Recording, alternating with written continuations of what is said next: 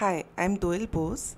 Welcome to the fourth lecture on epigenetics, which is the fourth lecture in the four-part series on the basics of genetics. If you have missed the first three parts, do make it a point to go through them, especially the first lecture, because many things that we talk today would be based on the assumption that basics of DNA, genes and chromosomes are known to you. Today we will be going through the following topics.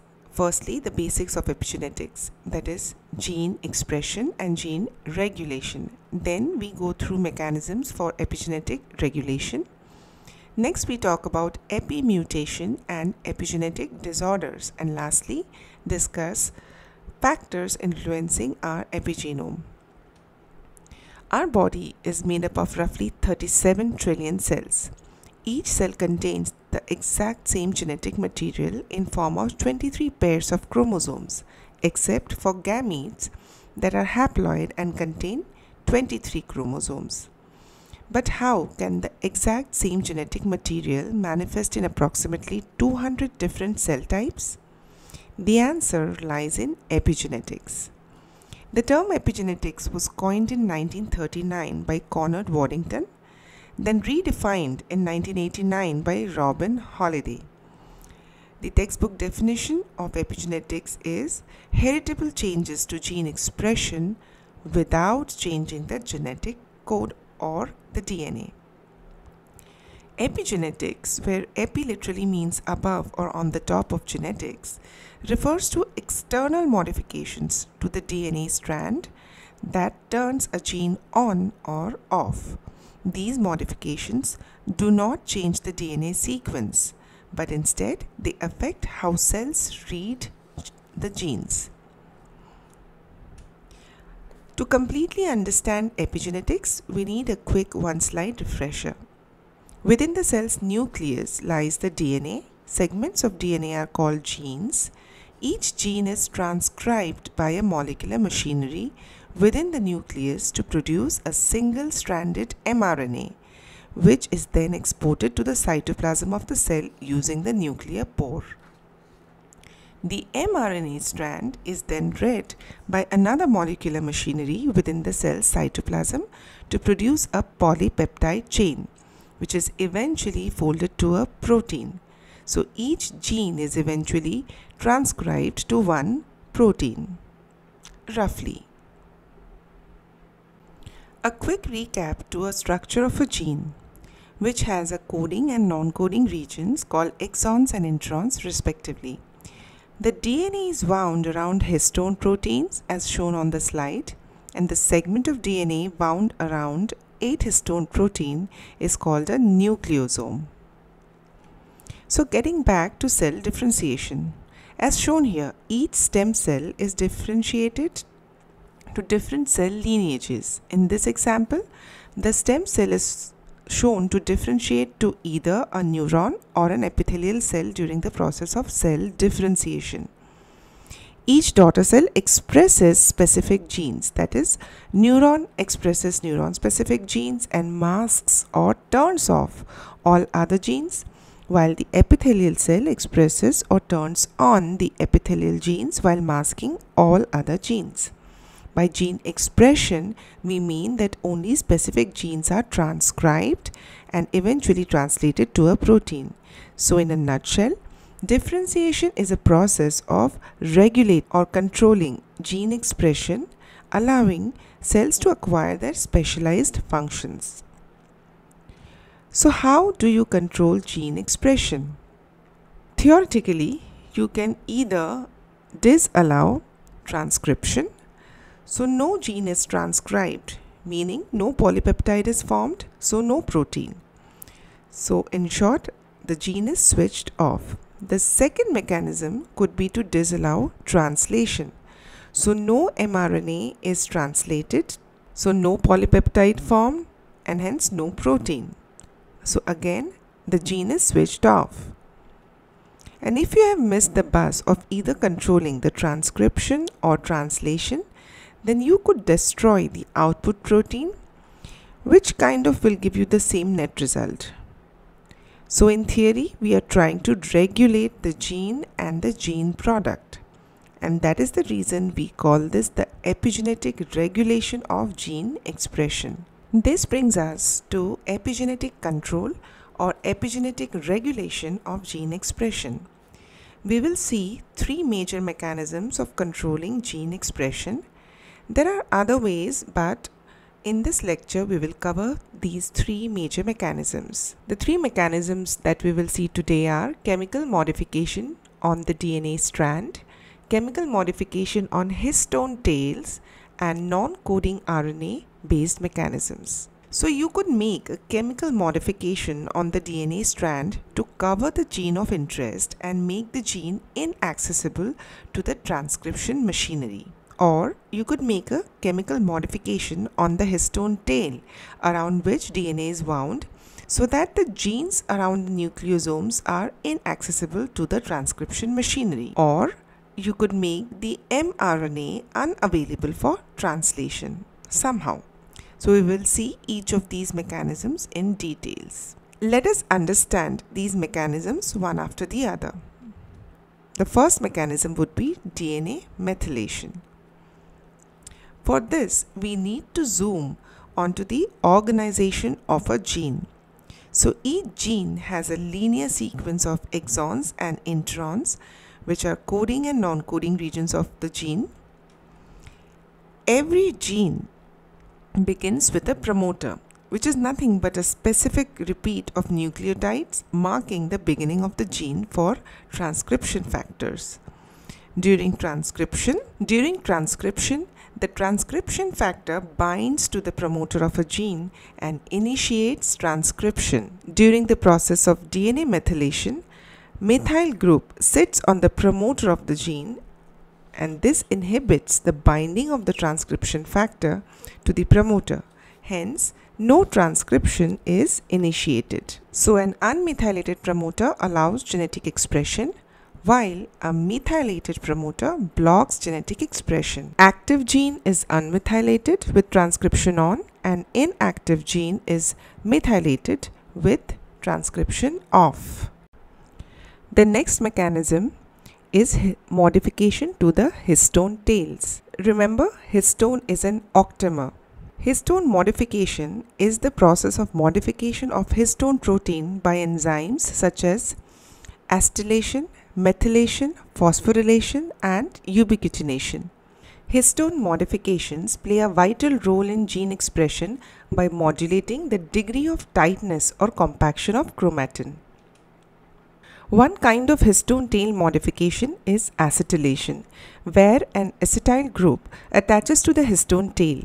It neutralizes the basic charge of the histone tail and reduces the affinity for DNA strand wound around it as well as with the adjacent histone octamers. This leads to the DNA strand being loosely wound on the histone and increases the accessibility of transcription factors to the gene promoter, meaning it makes a gene more accessible for transcription. Deacetylation does the exact opposite. It causes the DNA to be tightly wound around the histone and also attracts the other histone complexes and brings them very close to each other, decreasing the accessibility of the transcription factors to the promoter of a gene, meaning the gene is no longer accessible for transcription. The third type is a non-coding RNA based mechanism. Approximately 90% of our gene code for non-coding RNAs, and only a handful of say 1 to 2% code for proteins.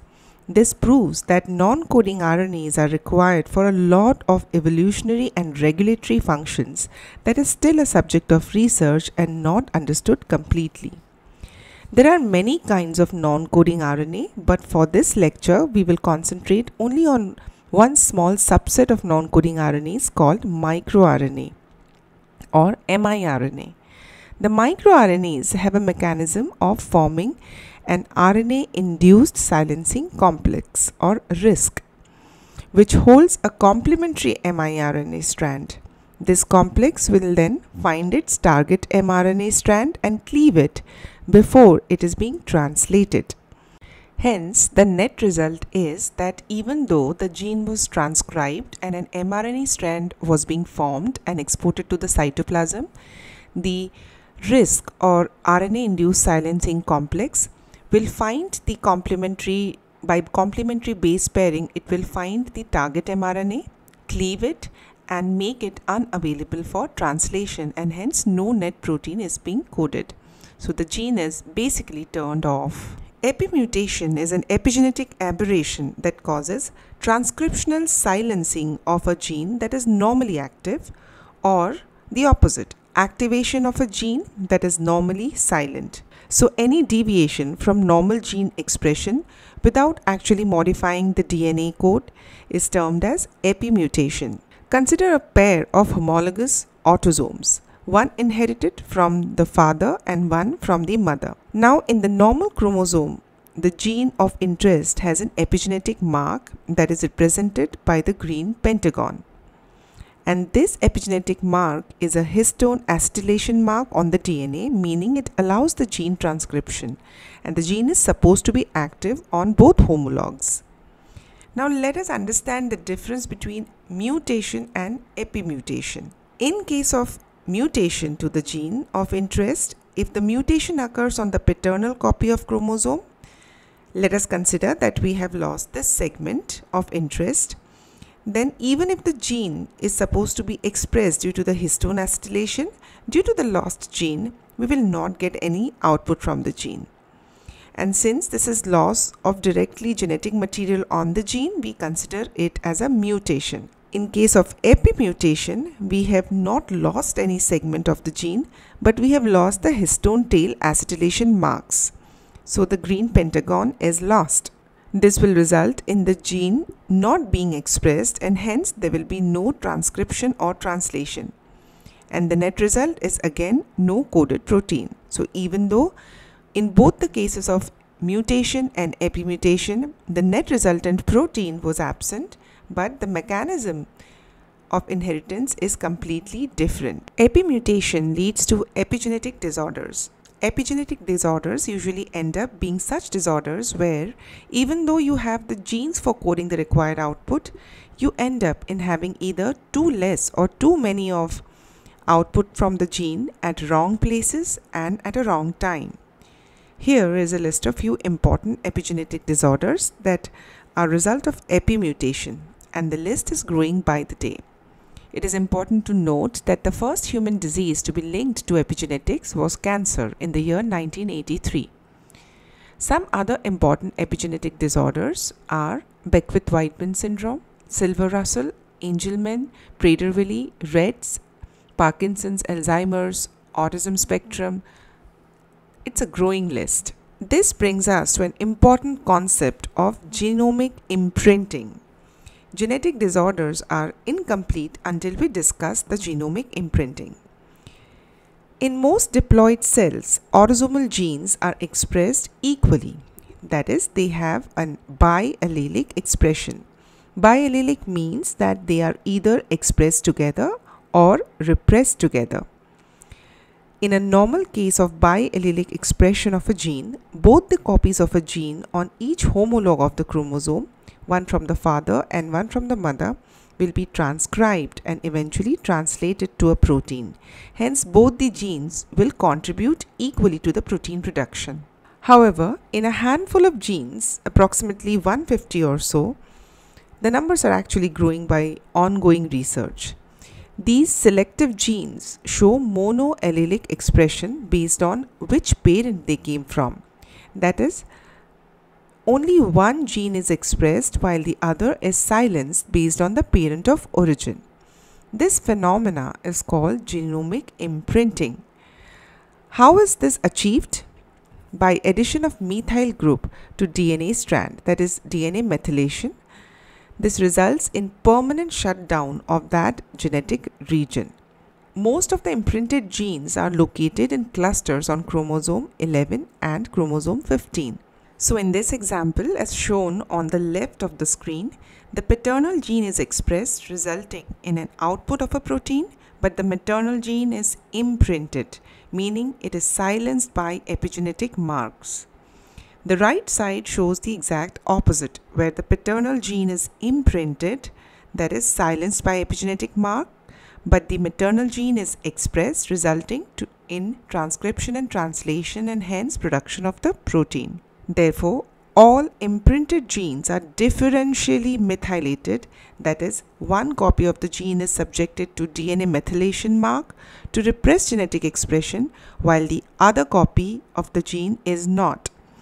Hence, DMR stands for differentially methylated regions on the gene, and you will read about this term whenever we speak about imprinting disorders.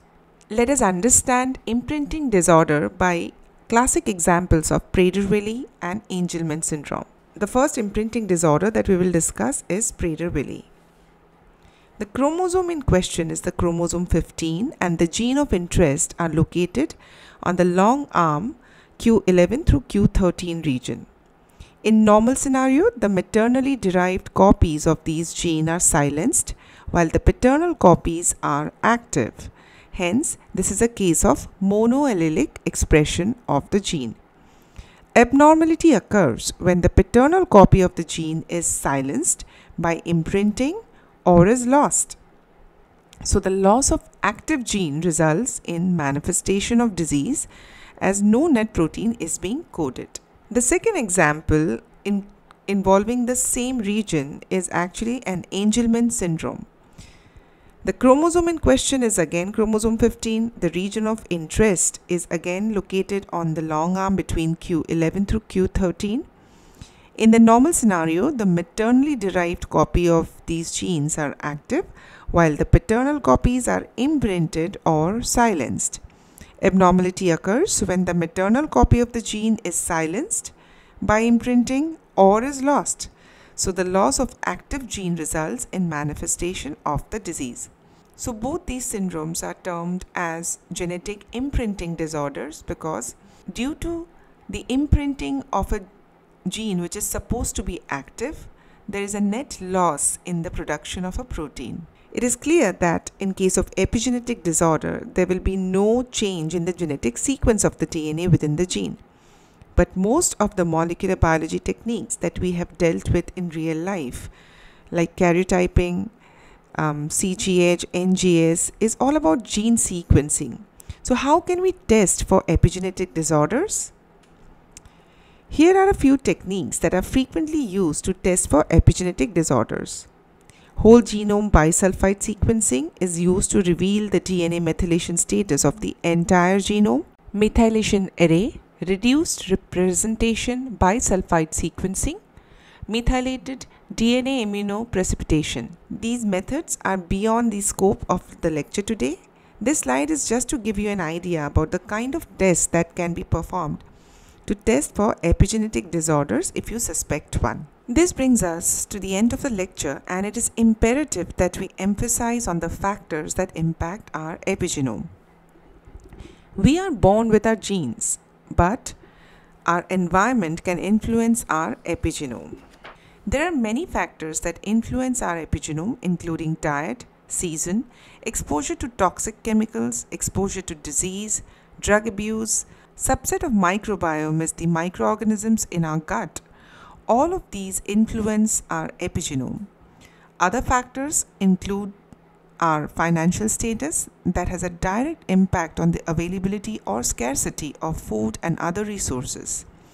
Therapeutic drug and alternative medicine like Ayurveda also can impact our epigenome. Another very important factor to stress here is stress, which directly has a profound impact on our epigenome. Our social interaction, psychological state, our childhood experiences, emotional trauma, all of these factors can have lasting impact on our epigenome, and this impact is passed to our progeny. All these factors that influence our epigenome has a direct way of affecting our lives.